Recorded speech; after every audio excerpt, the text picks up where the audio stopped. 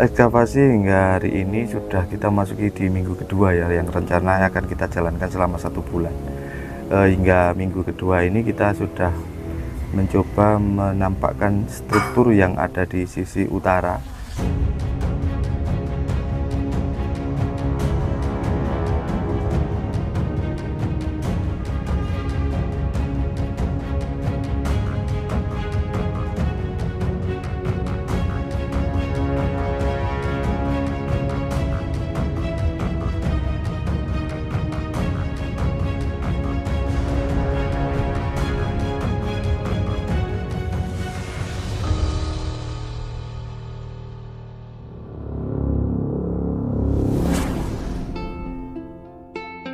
Jadi lanjutan dari struktur yang sudah ditemukan beberapa bulan yang lalu ketika ekskavasi tahap keempat itu, indikasi di sebelah sebelah barat dari struktur candi atau yoni itu ternyata juga masih berlanjut ke utara.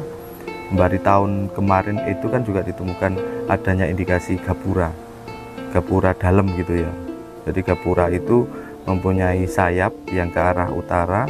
Lalu kita gali, ternyata memang benar itu juga mengindikasinya adanya pagar.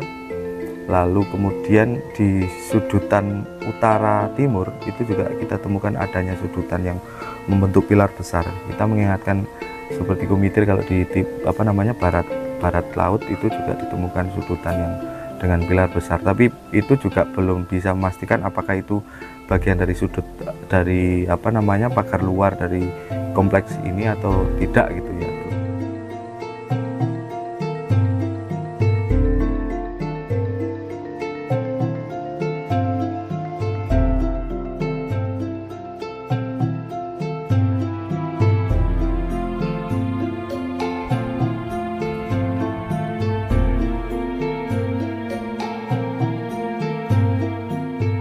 Lalu di sisi ke barat itu kita mempertegas atau mencari pola dari denah dari struktur yang sebenarnya sudah tampak sudah lama. Lalu kita cari seperti apa bentuk polanya. Ada sudutan membentuk segitiga, lalu kemudian punya sayap di kanan kiri. Kita yang fokuskan di sisi selatan. Apakah nanti bentuk itu juga memiliki bentuk yang sama yang ke belah timur, karena ada dugaan dari bentuk yang kita temukan sekarang sama existing yang sudah terlihat di sisi timur dari struktur yang sudah dicungkupi, nanti bisa lihat di sana. Itu juga ada dugaan ada pola struktur yang sama. Jadi kalau bicara soal mirroring, nanti dihadapkan begitu, ada struktur yang kemungkinan ada mirip dengan struktur yang ada di sebelah barat. Itu menjadi temuan yang cukup menarik yang nanti kita buka. Itu fungsinya apa? Pertama bentuknya seperti apa, lalu fungsinya seperti apa dalam komponen kompleks keruangan di situs Brekahuripan ini.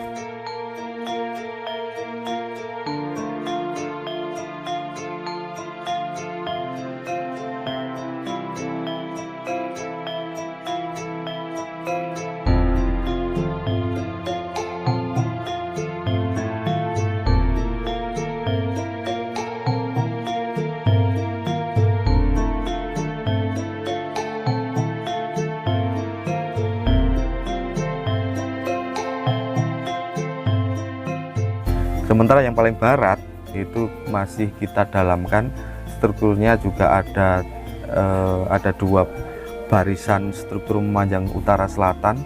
Itu juga ada 2 lapis ya, lapis barat sama lapis tengah, sama umpak yang ada di sana. Itu juga menggambarkan bahwa kalau melihat pola yang selama ini kita bayangkan, kalau membayangkan kumitir itu merupakan pagar yang besar, sekitar 200 kali 300, itu hanya dalamnya kita tidak tahu. Tapi kalau kami dari hasil diskusi, bisa jadi pola keruangan yang ada di situs Brekahuripan ini, pagarnya ada, dalamnya juga ada. Cuma untuk pagar luarnya kita belum temukan gitu.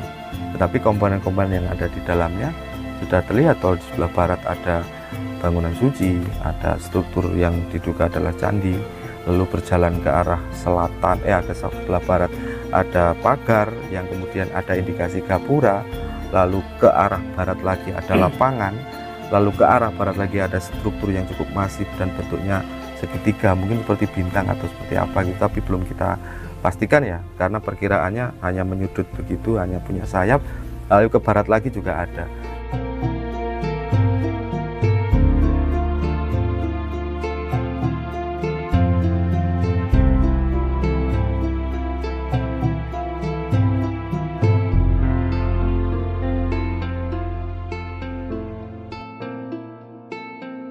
Yang menjadi PR kita, gapuranya nanti seperti apa yang lain di sebelah barat, itu yang nanti kita eksplor lagi, karena prosesnya juga masih minggu kedua, masih ada 2 minggu ke depan.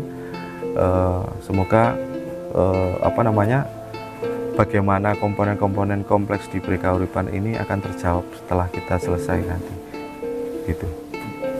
Luas dari lokasi ekskavasi itu 1.500 meter, itu apa sudah final atau gimana? Belum, 1.500 ini sebenarnya hanya dasar perkiraan kita. Kalau merujuk kepada ukuran yang kemungkinan mirip dengan 200 kali 300 itu, bisa jadi area ini akan berisi banyak sekali komponen gitu. Tapi masih kita dalami dari data-data yang sudah ada. Misalnya struktur ini ketemu di sini, lalu kita perlebar lagi areanya, maka akan ketemu struktur yang mengarah kemana. Itu dulu dibuka. Kalau makanya tadi saya bilang kalau kompleks itu adalah kompleks, punya pagar, punya pembatas antar ruang, tentu nanti komponen-komponennya terlihat, bisa terbaca. Kalau denah-denah itu tergambar semua dan ditemukan semua. Kalau sebagian-sebagian kita sulit untuk menginterpretasikan.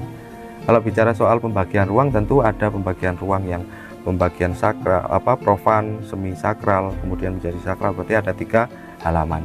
Tapi yang masih kita indikasikan adanya temuan gapura itu hanya di kemungkinan adalah di ruang sakralnya yang ada di sebelah timur, yaitu sebuah struktur yang diduga candi yang kemudian di atasnya ada yoni begitu. Tapi untuk pola halaman yang lainnya yang membatas ruangnya itu belum jelas. Jadi nanti kita pertegas setelah kita temukan data-data arkeologis, terutama struktur polanya seperti apa, nanti baru tak ketahuan batasnya di mana gitu. Dari hasil selama 30 hari kalau nggak salah Pak ekskavasi ini, nanti apa ada ekskavasi tahap berikutnya atau gimana, penataan atau gimana Pak? Tentu kalau bicara tentang potensi tidak bisa kegiatan ini selesai dalam satu waktu gitu ya. Contohnya ini kegiatan Glinter ini sudah masuki kelima begitu ya, progres tahap kelima, dan belum bisa kita ketahui seperti apa. Jadi nanti mungkin juga ada perencanaan di tahun depan gitu.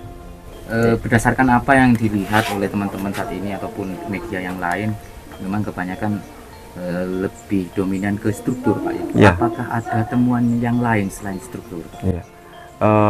Temuan yang kita dapatkan itu ada temuan gepeng itu di sebelah barat, hampir di beberapa tempat kita temukan gitu ya. Lalu kita juga temukan beberapa temuan-temuan genteng, itu juga paling banyak di sini genteng sama pecahan-pecahan keramik.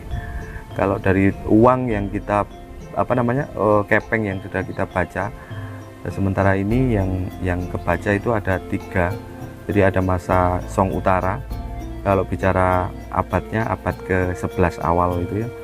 Lalu kemudian dari abad ke-14 Ming itu juga kita temukan. Kalau bicara pertanggalannya tentu kan dari abad 11 saja ada, lalu kemudian Ming juga ada, tentu kan pemakaiannya tidak bisa kemudian bicara berarti ini adalah masa Song Utara, abadnya terlalu tua kan. Sementara Ming juga ada di abad ke-14, berarti ini pemakaian yang ini soal uangnya ya, pemakaian yang terus berlanjut. Kalau genteng itu hampir di semua tempat. Ini menarik juga, setiap struktur, 2 pola struktur misalnya barat sama timur, kebanyakan di lapisan stratigrafi tanahnya di sebelah barat dari struktur itu ada berapa lapis itu isinya genteng semua, lalu sebelah timur dari struktur ada genteng semua. Itu jadi pola yang perlu kita baca, kenapa kok bisa ada struktur temuan lapisan tanah isinya genteng semua, dan itu polanya mengikuti strukturnya. Kalau struktur sisi luar sama sisi dalam kok jatuhnya di sisi luar gitu. Itu di sisi barat, tengah, ke arah timur itu juga temuan genteng cukup signifikan. Ukel juga itu berarti kan menandakan bahwa komplek ini ada ada struktur bawah, lalu kemudian punya atap, punya tiang mungkin kayu, dan atapnya atap genteng. Untuk temuan-temuan keramik itu juga didominasi hijau seladon yang bisa dari Song, bisa dari Yuan gitu, Ming juga ada. Kalau yang kasar, hijau kasar itu dari Vietnam, itu juga ada. Kesan dan pesannya untuk pemirsa di halayak ramai begitu, menanggapi dengan adanya kegiatan ekskavasi yang dilakukan oleh BPK untuk saat ini. Ya, pesannya tentu kita harus banyak berliterasi ya. Kita belajar bersama karena kepentingan kita adalah kepentingan untuk mengungkap sejarah peradaban bangsa kita. Tinggalan-tinggalan materi yang ada, artinya kan ada struktur, ada benda yang kita rangkum menjadi data-data yang valid, yang tidak bisa terbaca hanya dalam hitungan bulan, hitungan tahun, tetapi berkelanjutan. Tentu perlu kesabaran. Apalagi kalau dalam ranah cagar budaya, tentu yang namanya pelindungan, pengembangan, pemanfaatan itu juga melalui tahap yang cukup panjang. Ekskavasi ini salah satu tahap awal dari bentuk penyelamatan, pengamanan struktur. Tetapi nanti di kedepannya tentu kan butuh banyak pihak untuk bisa berkolaborasi dengan kita. Artinya setelah kita ekskavasi, desa harus seperti apa, pemerintah desa, pemerintah kabupaten, pemerintah provinsi, lalu kemudian pemerintah pusat di dalam menanggapi potensi yang ada terutama di situs Klinterjo ini atau Prekauripan, agar tentu saja ujung dari kegiatan pelestarian adalah kesejahteraan masyarakat.